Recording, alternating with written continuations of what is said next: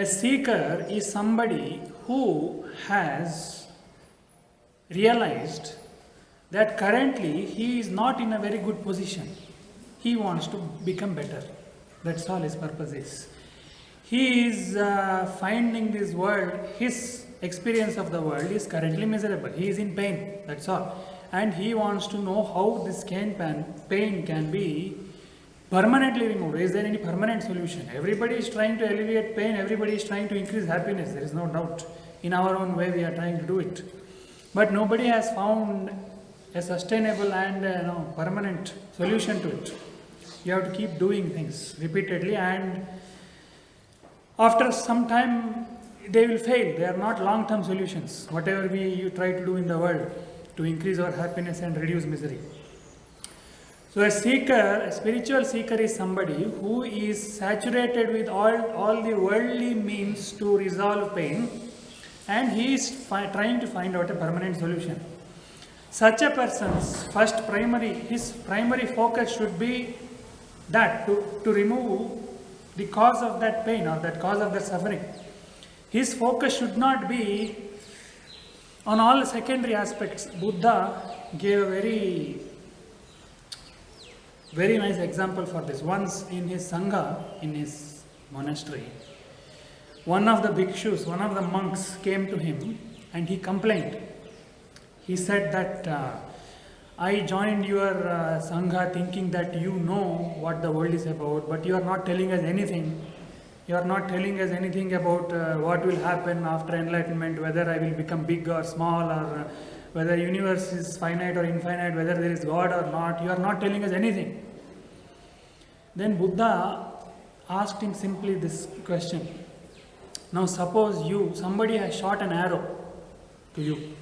Somebody has shot an arrow and arrow is stuck to your body. You are in pain.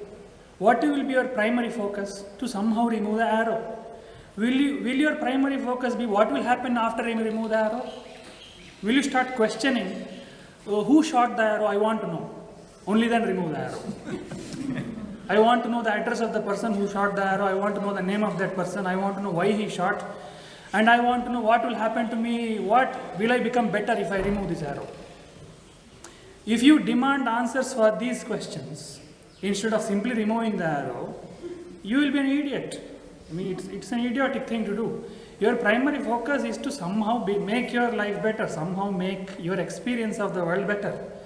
And they have told that there is a way to make it permanently the best. After that, you won't suffer. There is a solution. Many spiritual masters told. So a seeker's primary goal should be only that, to follow what they have told. The seeker's primary focus should be on the path, not on the goal or why I am suffering now. People have these questions. About God and all these things. If God is perfect, immutable, eternal, why did He create the world? It is none of your business. Now you are in pain, you relieve your pain. That's all. Why did this begin? Why did the suffering begin? Why did I come on this planet? These questions will not give you anything. They will go into logical arguments. Okay, fine. It will become metaphysics. But this is a person who is shot by an arrow will not ask such questions. So if you really become sensitive, you will see that currently you are having friction with every small thing in your life. There is friction in every small thing. If you become more and more sensitive, you start noticing that even a small conversation with another person is happening with some friction. It is not happening with complete ease. You are not sitting with complete ease. You are not walking with complete ease. There is some inherent, very deep friction in you, in the way you are living. So the primary purpose of a seeker is to alleviate that friction. That is it. And if you have not noticed this, all the systems of philosophy, I don't know about many other religions, but many systems of philosophy, in yoga philosophy also, and many of the prominent scriptures, Buddha's philosophy also, they start by acknowledging suffering. They start by strongly acknowledging suffering. it will look like pessimistic to begin with. Buddha's first utterance was that the existence of suffering is the first truth. You have to necessarily acknowledge that. If you say, no, life is beautiful, I am happy, there is no spirituality. If you directly utter somebody else's conclusion, see, Buddha can say life is beautiful because he went through a process. Initially, he was miserable. If you read his story when he was Siddhartha, he was an utterly miserable man. He could not find peace with anything. He found tremendous friction with every silly thing. And he could not lead a normal life anymore. Therefore, he wanted a permanent solution for suffering. Similarly, Yoga philosophy speaks in that 4 chapters of Patanjali, Yoga Sutras, half chapter describes suffering. The first half of the 2nd chapter describes suffering. If you see Bhagavad Gita, it starts with Arjuna's suffering.